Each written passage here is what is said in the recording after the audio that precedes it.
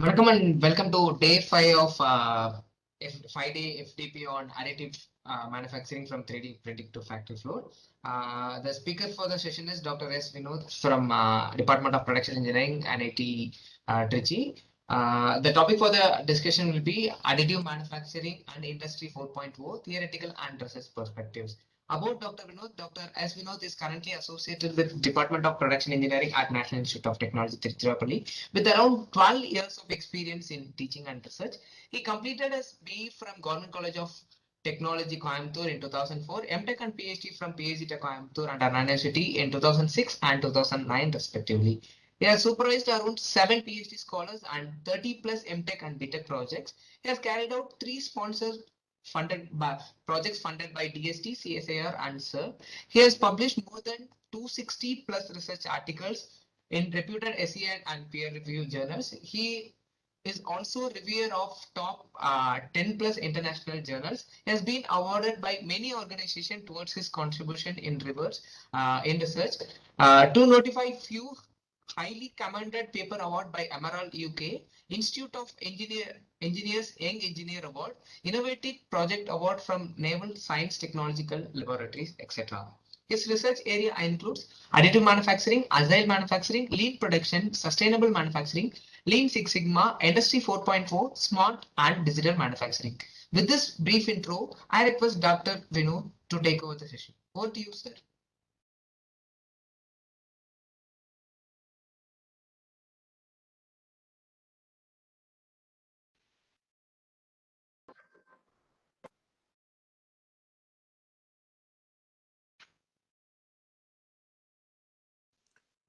Okay. Thank you, Dr. Dinesh, for sharing content. Sharing the content.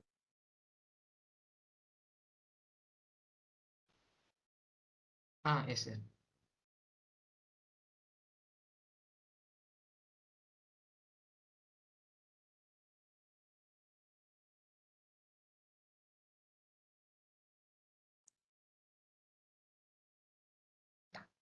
Dr. Dinesh, is the content visible? Once again, let me go to full Yes, screen sir. mode. Visible now. Yeah. Is it visible in the presentation mode, Dr. Dinesh? Yes, sir. Yes, sir. Is it visible now? It's visible. Okay. So, any network interruption, you kindly bring to me. Yeah, yeah, sure. Okay. Good morning, all. The topic of my lecture is on editing. I delay, Dinesh, as I have some network issues with backup network. Let's try my best. Okay. Yeah. So good morning, all. The topic of my lecture is on an industry 4.0 research perspectives. So this is my presentation overview. So I'll be focusing on certain discussion on rapid prototyping, tooling, and manufacturing, about 3D printing, its strengths, and we move ahead with studies, industry 4.0 and the models, which I will my presentation overview. Talking slides, change over of slides. Okay. Now I'm the third slide.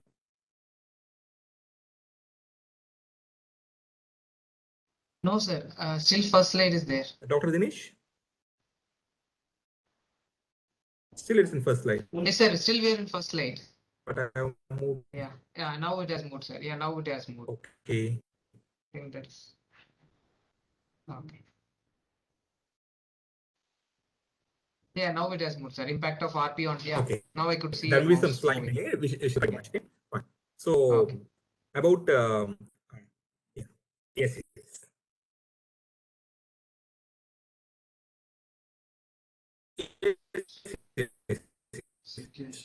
Okay.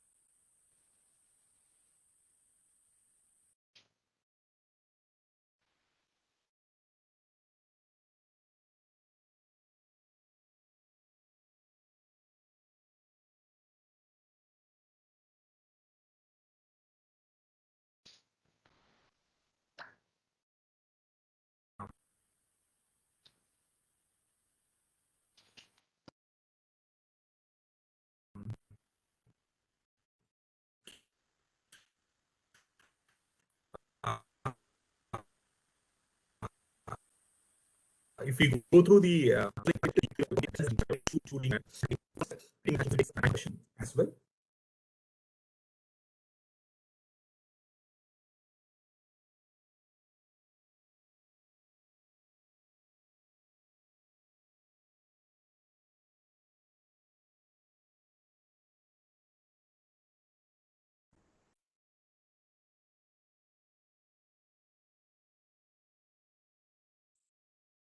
आप जब भी पीछे जाओगे हम जाएंगे आपके साथ. Sorry for the inconvenience. There is some network issue that side. Raining over there, so professor is trying to connect again 1 minute.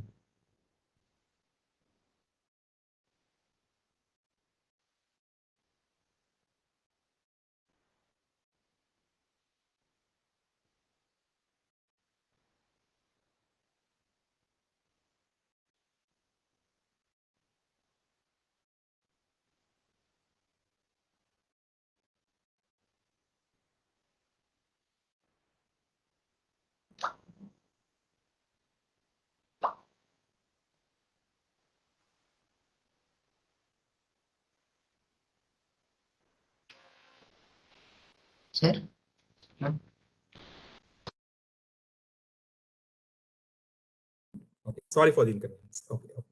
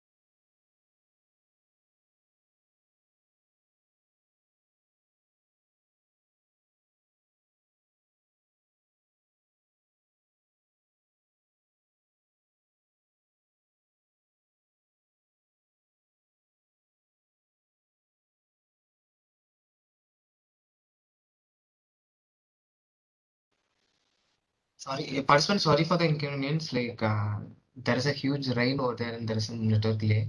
So he's trying to connect with other portal. Now, within 5 minutes, he told like he can rectify with some other alternative. Please bear with us for 5 minutes.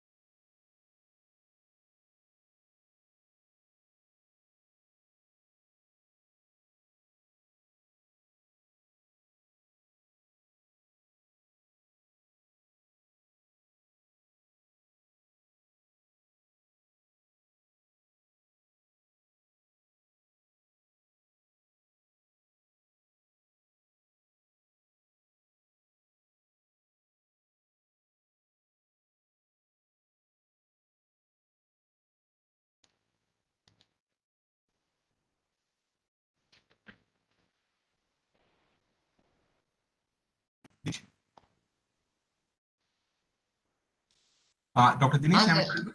okay. Yes, sir. Audible, sir. I'm sharing the content. Okay, sir.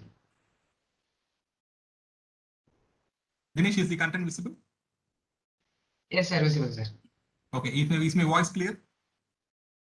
Yeah, it is clear right now. Okay. Dear faculty and scholar participants, my sincere apologies to all. I had severe network issue. That's why I could find an alternative thing, and I'm just going ahead. And my apologies for the inconvenience created. Okay. So let me proceed with the discussion. Dr. Dinesh, I am in the fourth slide, time compression engineering. Is it visible? Yes, sir. Visible, sir. Right, fine. Okay. Sir, you can take time till 11:15. No issues. Yes, Dinesh. You can take till 11:15, sir, because next session start Okay. by 11:30. You can take till 11:15. No problem. Okay. Thanks a lot. I'll be able to finish by Okay. 11. Okay. Fine. Okay, Thank sir. you.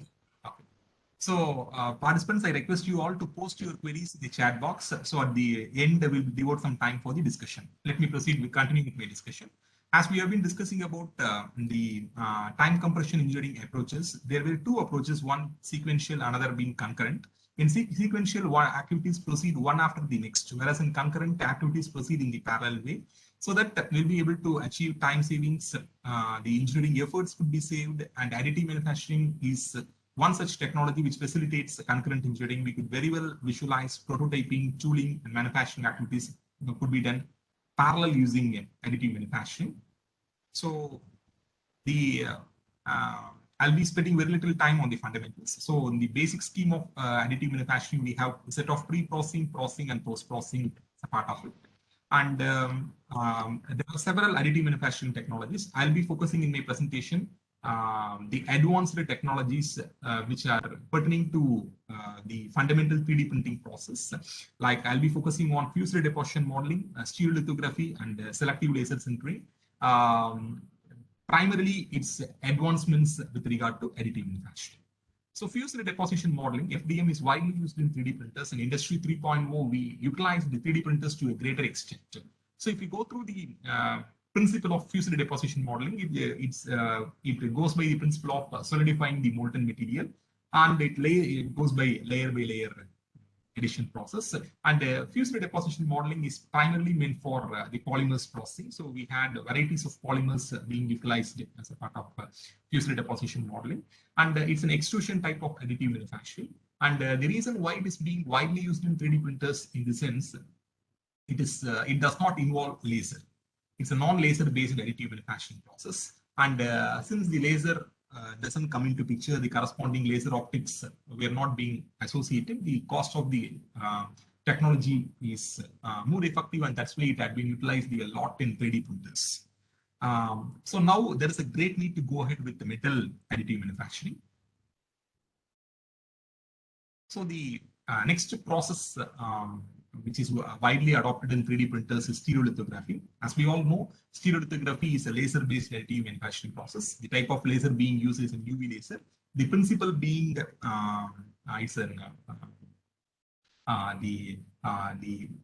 deals with the solidification of the liquid polymer. So it goes by a point-by-point route, and then it creates the layers as a part of the layer formation mechanics. And as per ISO standard, the stereolithography process is called back photopolymerization. And one of the unique advantage of stereolithography process is it has a very good dimensional accuracy. It can produce parts with very good dimensional accuracy, and that's the reason it is being adopted in other precise manufacturing process.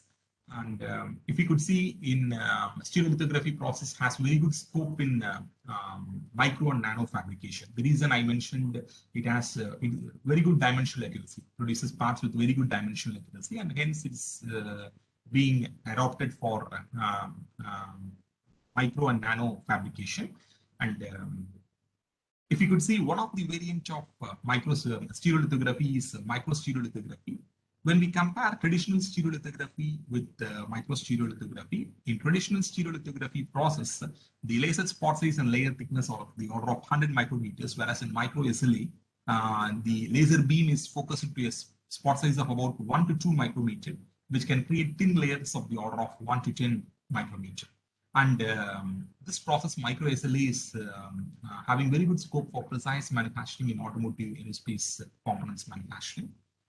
And another variant of SLA is called the digital light processing, which is called the DLP technology. DLP is a derivative of SLA.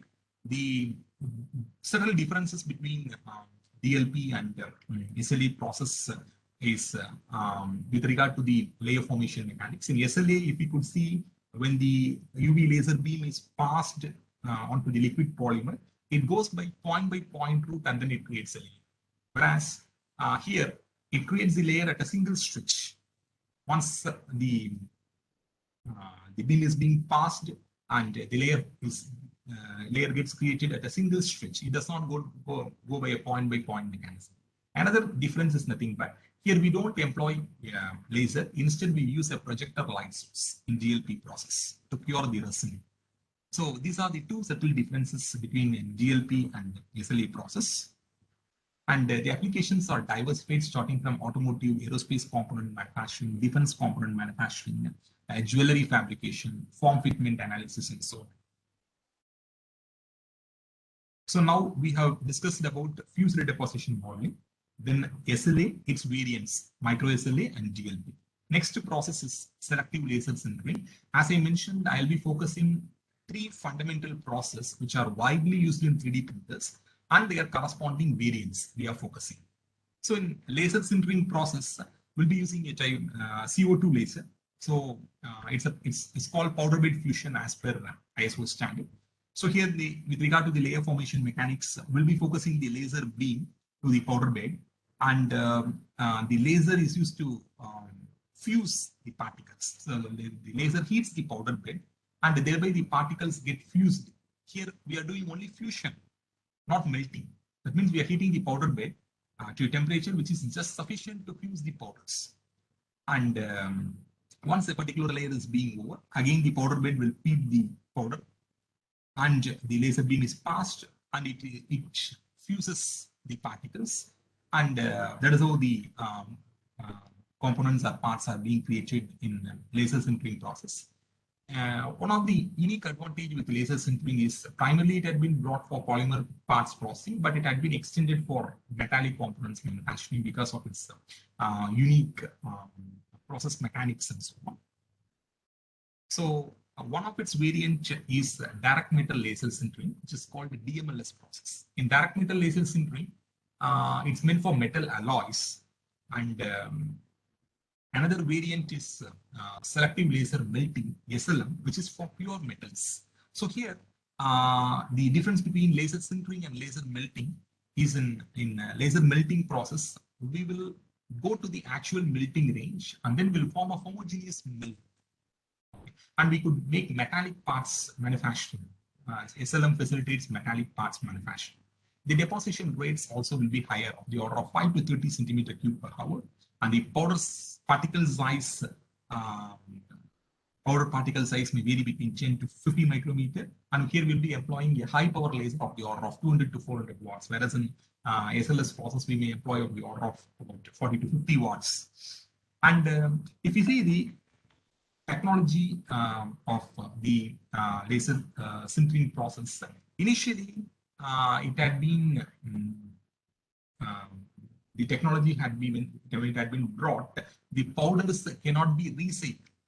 But later, mechanisms have been brought to recycle the powders and reuse the powders. Likewise, the technology had been extended further. And this SLM process has very good industrial applications for metallic components manufacturing. So the two of its variants of SLS are direct metal laser sintering, which is for metal alloys, and selective laser melting for pure metals. These are all the two variants of laser sintering process. So now we completed the discussion on the process which are widely used in 3D printers. Fused deposition modeling first, then second SLA, third SLS. In SLA, we discussed in two of its variants. One is micro SLA and DLP, which are used in the industrial firms because of the unique advantage of high dimensional accuracy with the SLA process. Those two variants have been brought. Then with regard to selective laser sintering, two of its variants are direct metal laser sintering and selective laser melting. They have been brought. And why I discuss these processes is that I'll be able to provide justification a little later. These are all the process widely used in 3D printers, the fundamental process as well their corresponding variants we discussed. Next, quickly, let us go through about the rapid tooling. As I mentioned, initially, the additive manufacturing had been brought to support um, prototyping activities. Later, it had been expanded for tool making. So in tool making, there are two approaches. One is direct approach, wherein we will be able to fabricate the tooling directly using additive manufacturing technology. Maybe we can go ahead with an SLS followed by infiltration, or maybe like we can use an SLM process and try to fabricate the metallic tooling. Alternatively, we can go with an indirect approach wherein we can try to create a pattern which can be further used to fabricate the tool. That is, maybe we can try to make a kind of a silicone rubber mold, primarily using fusion deposition modeling, and further we can try to make the metallic molds for further fabrication activities. So these are all the two approaches which are used in tool making applications. Next, with regard to the file formats, as we are very familiar that stereolithography STL file is the file which is compatible for additive manufacturing, especially with regard to layered manufacturing technologies. And in STL files, there are two formats. One is the binary and another one is ASCII format. Binary format is more compact with the equipment or the machineries, whereas ASCII files are maybe like they are easily readable, but they are not more compatible with the corresponding machinery interface.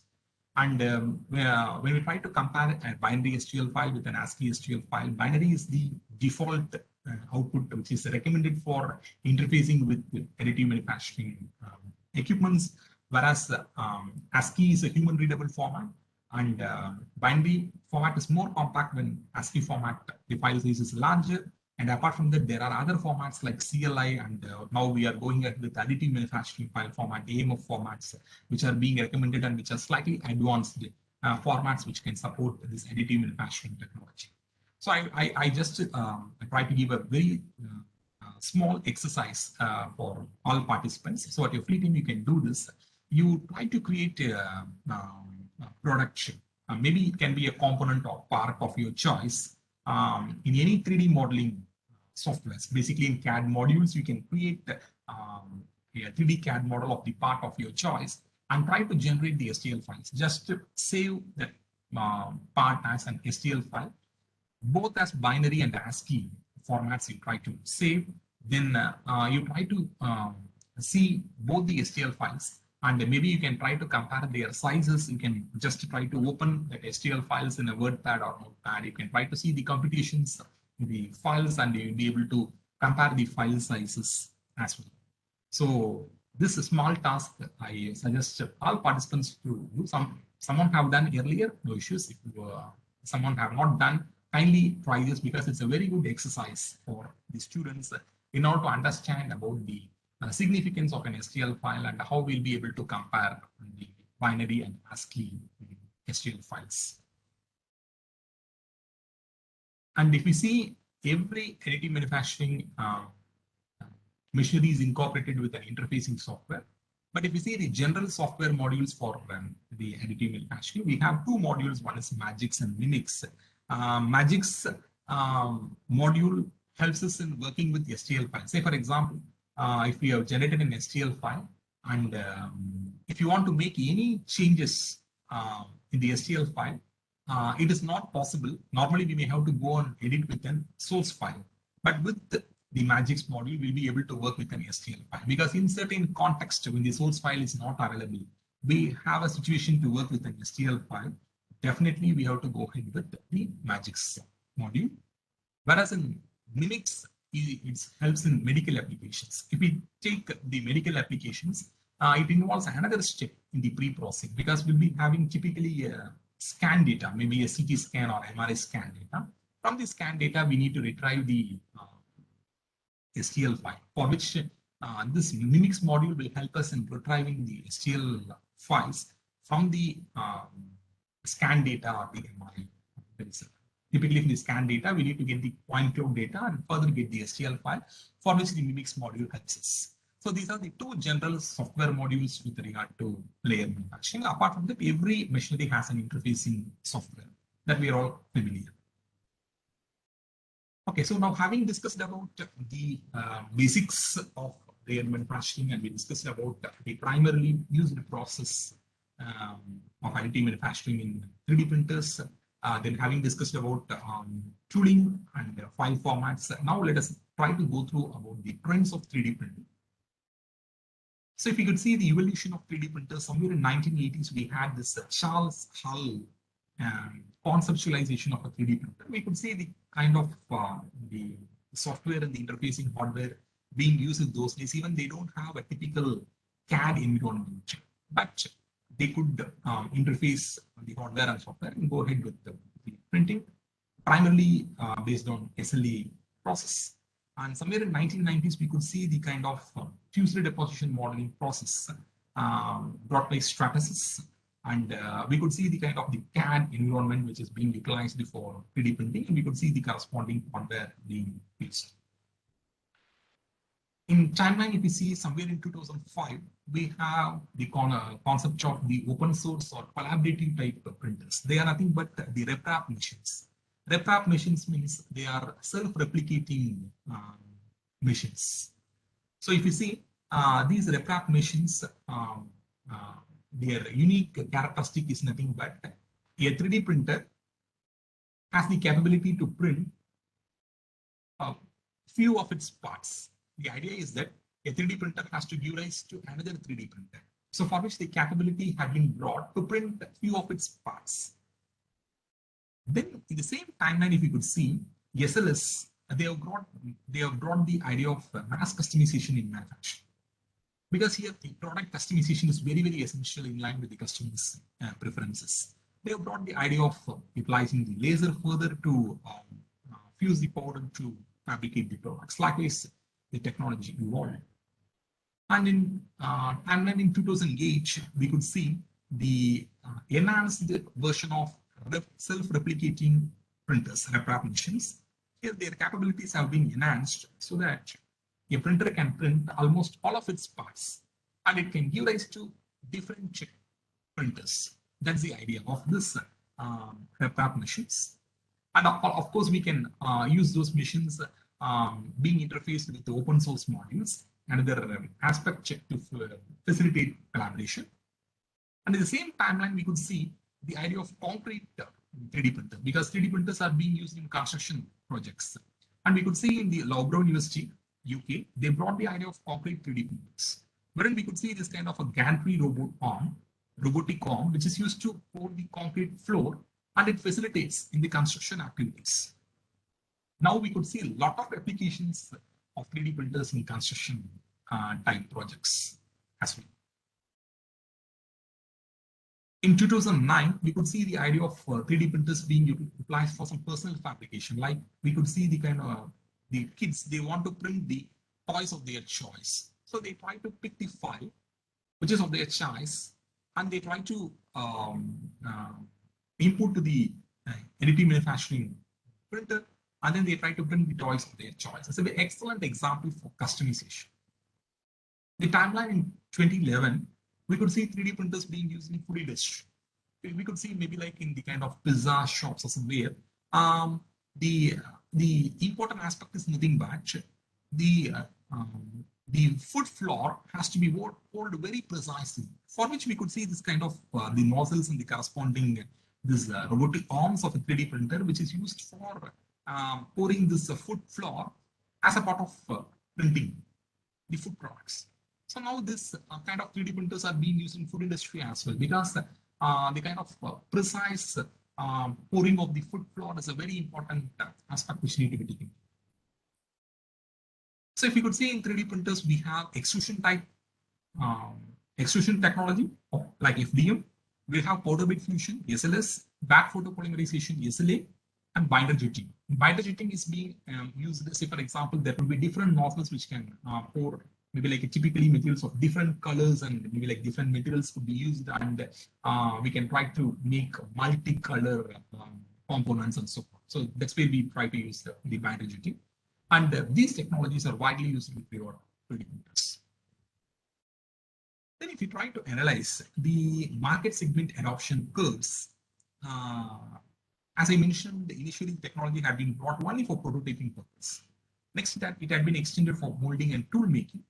Next to digital manufacturing, and ultimately with personal fabrication. So likewise, the applications are getting increased a lot because we could see the technology is getting matured and it is getting evolved as a part of it. And in this regard, we could very well see that how these applications are increasing day by day as a part. Next, if you could see this manufacturers of 3D printers, maybe we have the manufacturers like Ultimaker, we have MakerBot, we have Stratasys 3D Systems, the manufacturers who make 3D printers at a larger scale. Then if we could see the kind of technologies being used in 3D printing, we could see FDM. About 64% of printers, they utilize FDM. And SLA come DLP around 18% and SLS around 11%. That's the reason we could see that in my presentation, I scheduled FDM first. We discussed about FDM first, followed by SLA come DLP, then SLS. These are all the technologies widely used in 3D printers. And maybe like if we see in FDM, the printer architecture, initially it can support maybe like a single material, single polymer. Then the technology had been extended. The same 3D printer, we could process 2-3 categories of polymers we could take ahead. Likewise, the architecture had been further enhanced in order to support these kind of applications. Next, as I mentioned in SLA, they have brought micro SLA and DLP. Then in SLS, they have brought DMLS and SLR. Likewise, technologies are being enhanced. Next, if you see with regard to materials, okay, so maybe PLA, about 37% printers they utilize PLA, then ABS around 15%. Then we have PA and other type of polymers as well. So these are about the different manufacturers, different technologies, and different materials used in 3D printers. And we could see the applications in diversified domains, starting from automotive, aerospace components manufacturing, tool making, medical applications, food industries, and so on. We had seen even in the evolution. So in Industry 3.0, 3D printers are widely used. And now in Industry 4.0, we are moving ahead with further advancements in additive manufacturing, okay, which I'll be discussing as a part of the presentation. I would like to quickly show case studies as a part of 3D printers. 3D printers, how they are being utilized. Maybe in one of these study, we are done for a case project for a rotary switches manufacturing organization. We need to come out with the customized designs of this rotary switch. And any product development project, we need to have a very clear understanding on the product architecture, which can be illustrated through this exploded view. And this exploded view will clearly show us the different components involved as a part of the assembly. And here in this project, we went ahead with the customization of different components, typically through surveys and typically through the thought process. And we had brainstorming sessions, and we came up with different variants of different components.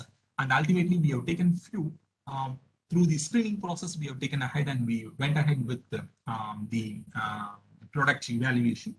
So for which we utilize the kind of a 3D printer. It's a solid dimension type of 3D printer. The raw material is in the form of a PVC sheet, and a layer of raw material will be laid onto the deposition tray, and then a layer of glue will be applied. And there will be a trimming knife which will cut according to profile of the component. And there will be anti-glue pins which will remove the glue from unwanted areas, and then the next layer will be laid. The idea is that at the end, when we peel off those unwanted parts, that is anti-glued parts, we'll be able to get the actual component. That's the mechanism of 3D printer. Another important aspect with regard to the 3D printers is nothing but the orientation of the parts is very, very essential, because now we could see all interfacing software modules, they are being incorporated with the provision to indicate the preferred or the optimal orientation of the parts. Earlier it was not so. So earlier, um, we need to assign the orientation, but now the interfacing modules are being incorporated with indicating the preferred orientation, because any kind of an error in the orientation, wrongly if we orient the parts, it will lead to more material consumption, it will enhance, increase the time, it will increase the cost and so on. And a lot of optimization is possible during the design phase with this interfacing software modules. Now we have very good provision for dealing with changing many of the parameters. Maybe say, for example, the support structures, if I want to modify, or the layer thickness, or such kind of parameters, I'll be able to optimize during the design phase before I go ahead with actual manufacturing. And these are the prototypes of a component of the rotaries, which I'm showing for illustration purpose. Here, these components have these components, prototypes of these components, once they are being made, we went ahead with evaluation. Say, for example, these components or being the customers, they want to visualize. That is one objective. And second thing is, I think, but we had a kind of a torque tester in the company, so that once these components are being fabricated, they are being loaded to the torque tester, and we could ensure whether these components are capable of withstanding the torque or not. Already we did some engineering simulation. Results we obtained, but we practically did the evaluation, validation, so that we could correlate with the results of the experimentation with the simulation. This is one typical study we did with how, in which context we utilize the 3D printers, and the 3D printing helped us in the product development activity. And maybe the second case study I would like to show this with regard to the objective of the study is to enhance the efficiency of the centrifugal pump, for which we had taken the components, impeller and casing as a part of the study, and we went ahead with the product development. These are the existing designs of the impeller and casing of the centrifugal pump. Then in this context, we may have to enhance the efficiency. Naturally, the efficiency is being connected with head and discharge. So by varying the head and discharge, we may have to compute the design parameters, and then accordingly, we may have to design the components, and further we may have to go ahead with manufacturing.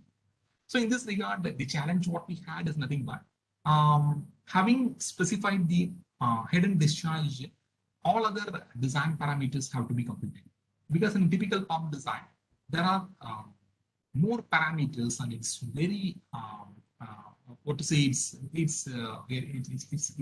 takes a lot of time to compute these parameters. So initially we went ahead with manual computation, but we found at one stage the manual computation may not help us, and definitely a kind of a software support could be developed. So we developed a support system using Visual Basic, and integrated with the Microsoft Access, so that once we specify the head and discharge value, this support system will analyze the characteristic curves, and then it computes the kind of parameters for the impeller and casing. And likewise, we may have to iterate. There are several designs which have to be analyzed before we go ahead with prototyping and manufacturing. So in this context, the software support helped us in proceeding with this. And the another challenge we had in this project is nothing but the designs, though we have arrived, but we may have to develop, after deriving the design parameters, the designs have to be made, for which we initially, when we went ahead with the modeling task, we tried to make the designs one by one, but we felt it consumed time. Then we took the help of parametric design approach in CAD, which we are all familiar.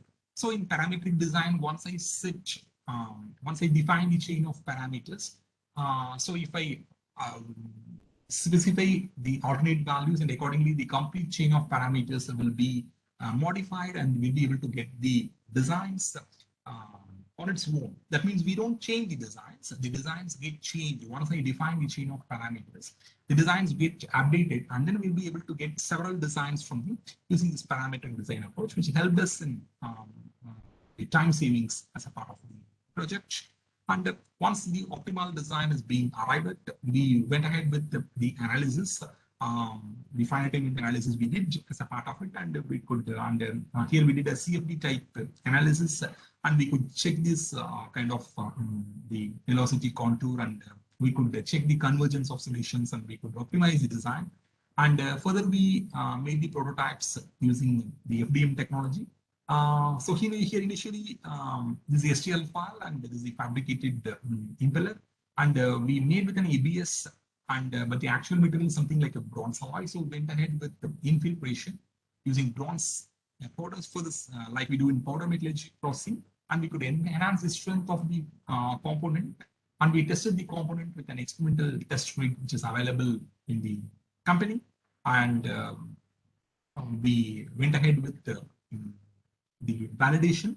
And once the designs are found to be, the prototypes are found to be satisfactory after validation in terms of the results, though we could correlate with the analysis results, then we went ahead with the actual manufacturing of the impeller and piecing, and the efficiency improvement that had to obtain as a part of it. And in this context, we utilized these technologies. So this is a 3D printer which we have in our additive manufacturing lab. It's from it's a new print AC plus machine. And for a 3D printer, we are expected to know about the vital specifications. The vital specifications are nothing but the technology and the kind of material, that is model material and the support material, the build size, which is nothing but the maximum size of a part that can be created in a 3D printer, layer thickness, another important parameter which is concerned with the dimensional accuracy. And apart from that, we have power requirements and other parameters as well. So this is the interfacing software. So earlier we had the Catalyst, and next now we have the GrabCAD, the interfacing software. The role of the interfacing software is nothing but we need to retrieve, we need to take ahead the STL file, and then we have to define the support structure. So we should be very clear with assigning the type of supports. So here, as I mentioned, there is a scope for optimization during design phase. We can provide the optimal support structure, and we can do some iterations, and we can try to see how we can reduce the time and cost as a part of it without compromising on the functional requirements. These are some of the components we printed in our lab. Maybe in the top left, we could see a kind of a medical gripper, and the top right kind of a guideway runner. The bottom left, we could see the kind of a femur bone, and the bottom right kind of an automotive shaft. These are some of the components, and we go ahead with certain projects coordinatively with the industries. And in another project, we worked out with an automotive mirror as a part of it. We typically went ahead with the product development approach, and we could validate the designs as a part of the project. So now, having discussed about the second part of my presentation, I discussed about the discussion had been done with regard to analysis of the trends of 3D printers. We could see the kind of manufacturers, the materials, technologies, applications, and I have shown two case studies to provide an idea of how the 3D printers are being utilized in product development. So now the third part of my presentation will be going ahead with the Industry 4.0 concepts. So as we all know, the first revolution is about the mechanization, where we utilize the mechanical and steam power. The second generation is about the mass manufacturing, when we had the concept of assembly lines, and we went ahead with replacing the concept of economies of scale and focusing on high volume production. The third variant is about the third generation is about utilizing electronics and information technology, that is including 3D printers, which we had, which facilitates autonomous manufacturing. And then the fourth revolution is about based on cyber physical systems and the Internet of Things and so on, which we are moving now, and we are into the fourth revolution.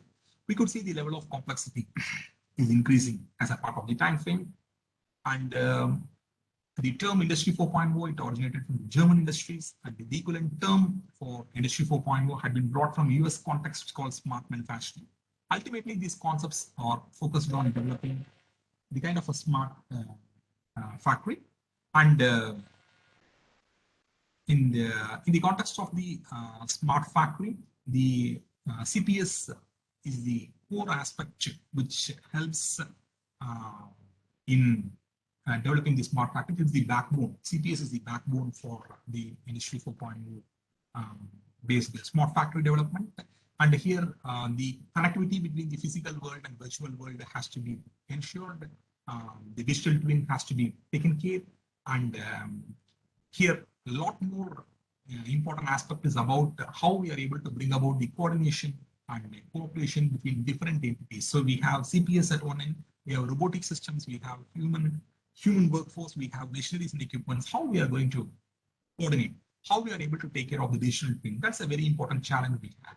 So CPS is the backbone, which helps us in collaborating the computational elements. Thereby, we could control the physical entities. And here we may have to understand CPS is the backbone for this kind of a smart factory, and it does a lot of coordination, and it helps in the computations, and thereby we can try to ensure control over the physical task. If you say the concept of the factory, maybe from an industry 3.0 concept, we could see the pattern of the workstations, and we do have some flexibility, but we need to go for advanced levels of flexibility and so on. And definitely the kind of robotic systems being deployed, we may have to go ahead with the greater utilization of robotic systems, say in the context of an industry 4.0. Very well, we could see that the pattern of arrangement of the workstations and how the robotic systems were being interfaced. And we need to focus on higher levels of flexibility, higher levels of reconfiguration, and completely reconfigurable type layout we should have. That's what we are aiming at, a kind of a smart layout. Okay, coordinating all these entities. And let us quickly see few principles for an industry 4.0 system, like interoperability, which is the CPS ability and the human and smart factories, how they are being connected and communicative via each other through Internet of Things and Internet of Services. Maybe another aspect is nothing but the virtualization, where we try to create a virtual copy of the smart factory by linking the sensor data with plant models and so on. So we have other aspects. The modularity we discussed, that is nothing but how we can adapt the smart factories in line with the changing models. And as I mentioned, this coordination between the digital world and the physical world is very, very essential, for which there are several technologies like lifecycle management tools, simulation-based tools, and so on, which takes care of different functions. And if you see, another important aspect is nothing but the skills that are required for an I4 system. Some of the important skills that are needed is nothing but the kind of the creative and innovative thought process, because the solutions have to be more unique, and the problems will be more unique than we need to find the unique solutions for the problems. That's more important. Another aspect is nothing but we need to take the help of cognitive science, and the cognitive flexibility is nothing but for a given problem, when we are thinking about the solutions, how different concepts can be evaluated simultaneously as a part of it. So the cognitive flexibility is also very essential as a part of the this is one of the important skill set for a smart factory. And as an I4 system, it tries to transform the conventional machines to be of self-aware and self-learning machines, so that we can try to enhance their performance, and we try to create a kind of a open smart manufacturing application, and then for facilitating network applications. And the benefits will be, the organization will be more responsive to these market changes, and we can enhance the speed of innovation, and we can focus on sustainable and long-term solutions and productivity improvement, and we'll be able to focus on the flexibility and agility at very higher levels of flexibility, agility, and reconfigurability has to be taken. Okay.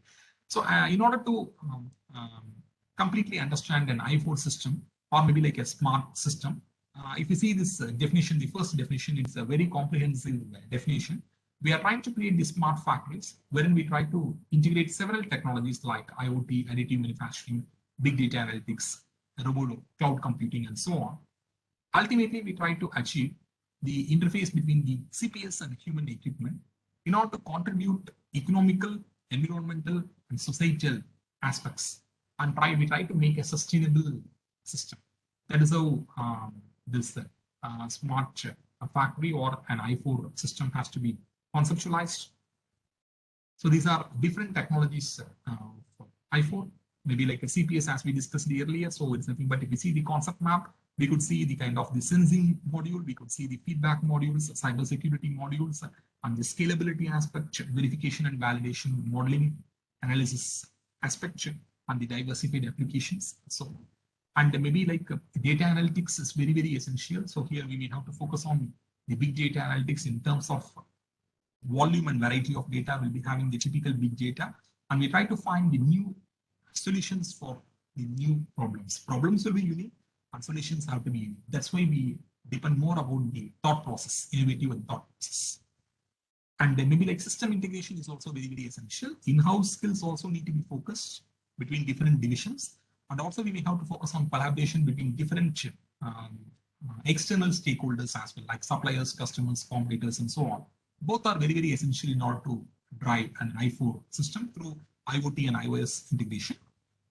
And as we discussed, additive manufacturing, it's a key technology, and a lot of developments are happening in additive manufacturing. So now from 3D printing, we are moving ahead with 4D printing, where time is another parameter. We try to print the components and they get self-assembled to bring about a product assembly. Then we try to utilize the smart materials like shape memory, alloys, and so on. In another direction, we are focusing on design for additive manufacturing, wherein the design, whatever is being made, it should be feasible for additive manufacturing, like we do in design for manufacturing and assembly. Here we are focusing on design for additive manufacturing. And also we focus on the optimization approaches, especially the topology optimization is very, very essential. Here we need to fabricate the lightweight structures, lattice structures, lightweight geometries, and so on, in line with industry developments. A lot of developments are happening, and additive manufacturing is a core technology for Industry 4.0 system. And also Internet of Things and Industry Internet of Things are very, very essential, wherein we try to link the smart sensors, smart actuators, and so on as a part of it. And accordingly, we'll try to ensure the remote operation of the machineries and equipments, and remote control of the machineries and equipments could be possible, wherein we try to have the robotic systems, the machine tools, the sensors, actuators, the communication protocols, and so on, how they are being integrated in order to achieve this smart factory. And another technology is about the augmented reality, wherein we try to provide a kind of an interactive experience of the real world environment through this smart applications as a part. So through this AR system, say for example, with regard to a machinery or equipment, we need to know the kind of breakdowns that have happened, or how they are being remedied, what kind of maintenance activities are being done. Through an AR system, we'll be able to have a complete history of the machines and equipment. Likewise, which provides a lot of applications for an i4 system. So also it provides a very secured and safe operating environment. In line with as a part of Industry 4.0, we need to understand different protocols, because the communication protocols are very, very essential, because beyond RFID, beyond barcode, and beyond TCP/IP protocols, there are several protocols which are very essential for an i4 system, like they are being based on IEEE, or Zigbee, Z-Wave. We have the kind of advanced levels of Bluetooth, RFID, NFC, COAP. Likewise, a variety of protocols are very, very essential for an i4 system. And there are numerous applications for Industry 4.0, because the industries have been taking ahead. Even in the context of RFID, it helps a variety of manufacturing and industrial functions. And we could see this, how this IoT helps in predictive analytics. Say, for example, through an algorithm, we'll be able to analyze the future outcomes in the component with regard to its performance. So a lot of sensors and actuators, smart sensors and actuators are being utilized, and we could see there are several applications like engine speed, coolant sensor, and variety of sensors are being used in such applications. And this is one typical architecture of a smart factory, wherein we can try to see how Internet of Services and industrial IoT is being built. There are different communication protocols, and we do have the kind of the physical resources, and we do have this networks, and we do have this cloud applications, and we do have the terminals, and how they are being interfaced, how we are going ahead from cyber physical systems to cyber physical production systems. Like this, a complete smart factory, how it is being developed is obvious. So now the last 10 minutes I would like to devote for setting presentation on the research problems which we have taken ahead. One of the problems we have taken ahead in the context of an Industry 4.0 is the thing about how to prioritize the design strategies.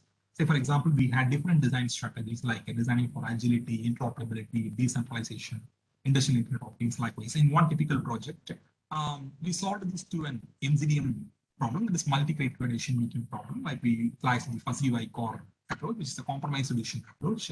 And through the expert opinion, we could proceed with the computational steps of the Y-core, and we have arrived at the utility, regret, and Y-core indices, and we could rank these strategies. Why this kind of strategies ranking is very essential is nothing but with regard to Industry 4.0 system, there are different technologies and there are different strategies, but we may have to prioritize them. This kind of priority will provide certain guidelines for the industry practitioners to focus on appropriate strategies for taking ahead for implementation. So in this context, maybe like designing for agility, industrial IoT, and iOS, they have been ranked the first three strategies. Accordingly, the organization will be able to focus on the key technologies for deriving the solutions. This is one typical study we did. And another study we did with regard to the topology optimization, how it facilitates designing for additive manufacturing. So the topology optimization is focused on the reduction of the material in a structure with applied boundary conditions in order to generate a better shape. So here, the optimization algorithm is based on the objectives like best stiffness to weight ratio, minimizing the mass, minimizing maximum displacement, and so on. So this is a thing, but there are different strategies we applied. One is I think, but the direct printing of assemblies rather than the components. So here we have compared the individual parts, their printing time, material consumption, how by printing direct assembly, the reduction in material consumption and the print time we have seen. And another one approach we have taken, build orientation, how the build orientation will contribute to the kind of printing time reduction and the material support consumption reduction also we have compared. Another approach of DFA, and also we had taken ahead with the guidelines for DFA. Different guidelines are available in the literature. So we had taken ahead with minimizing the layer thickness as one typical guideline, and we are on applying the guidelines, how the modifications have been done. So as a result of which we are able to reduce the print time and material consumption and so on. So likewise, there are different guidelines for additive manufacturing technologies. So these guidelines will help us to improve the feasibility of design for additive manufacturing. So in another project, we went ahead with the topology optimization. So for a typical gear, we had done this project. So kind of the supports and the load, everything have been defined as a part of it. And we went ahead with utilizing the SIMP approach. So in topology optimization, there are different approaches. One widely applied approach is SIMP approach, which is based on, it's also called the density method, which facilitates the optimization of topologies. So here we did two iterations, and the first one we went ahead with a 6-spoke gear, and the second one we went ahead with a 12-spoke gear.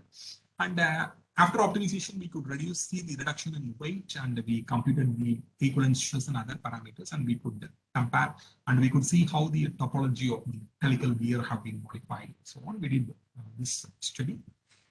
And then another study we did with regard to life cycle assessment. So as we are moving ahead with the sustainable additive manufacturing, sustainable additive manufacturing is another research trend in additive manufacturing. As I have mentioned, then there is a greater need for utilizing the resources optimally and minimizing the environmental impacts. Say, for example, I have mentioned in powder bed fusion process, how we can go ahead with the reutilization and the recyclability of products. Similarly, in the FDM process, how we can optimize the support material utilization. Likewise, there are challenges and avenues for making the process more sustainable. This with regard to an automotive product we did, and through a typical life cycle assessment approach we did, and we have computed the impacts, and we analyzed the impacts as a part of it. And we could compute this score by means of a typical process modeling. And here we may have to go ahead with the three-dimensional process modeling from sustainable manufacturing context. Beyond inputs and outputs, we are concerned with the impacts. So this input-output impact modeling is very, very essential as a part of the sustainable manufacturing. So through which we could see the kind of health-related impacts, so ecosystem-related impacts, resource-based impacts, and so on, and we can take avenues for minimizing those impacts. So another study we did, we went ahead with the technology selection. So as we know, there are different technologies. Which technologies to be selected? Okay. We can go ahead with the kind of thumb rule approach, or taking into account certain criteria. Most likely, there will be several criteria for decision making. So it's a kind of a multi-criteria decision making problem. So in one of the project for an automotive component, we had three technologies like SLA, SLS, and FDM, and this we solved through an MCDM approach. And we could arrive at the kind of the sequence of technologies, in the sense FDM got ranked first, followed by SLA and SLS. This gives a kind of guideline for the industrial practitioners to take ahead which technology to be utilized for additive manufacturing. And technology selection is another important research problem from the perspective of additive manufacturing.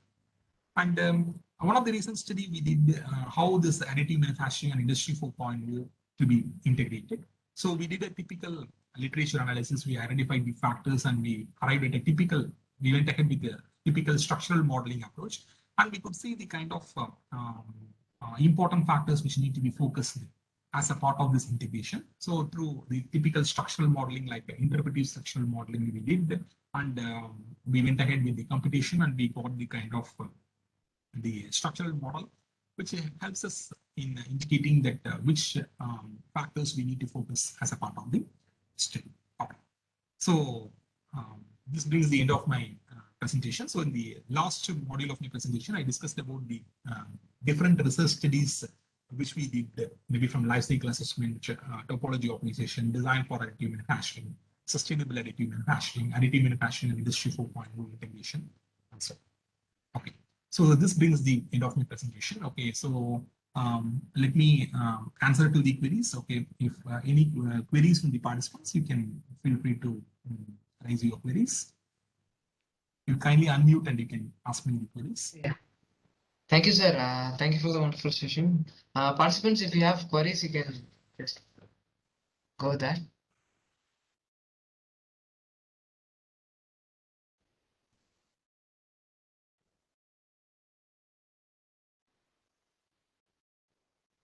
So kindly feel free to ask any queries you have.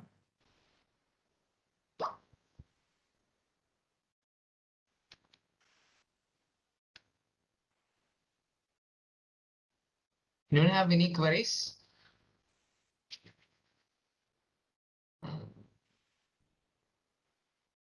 All right.